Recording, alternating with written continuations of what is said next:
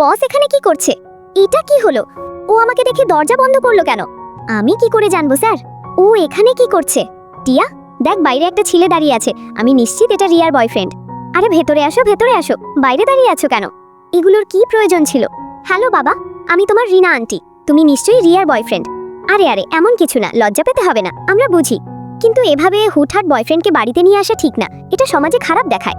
বাবা চুপ করো না, এটা যার যার ব্যক্তিগত ব্যাপার, সবাই কি আর তোমার মতো হবে? কিন্তু রিয়া এটা কাকে সিলেক্ট করেছে?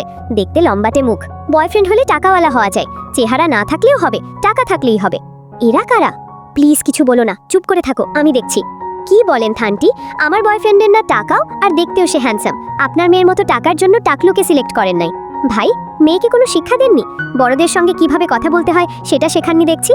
আমি না হয় শেখাইনি, কিন্তু আপনারা কি জানেন না কারো ব্যক্তিগত বিষয় নিয়ে কথা বলা ঠিক না? এরকম আত্মীয়ের দরকার নেই, উঠুন উঠুন এখান থেকে, আপদ বিদায় হয়েছে।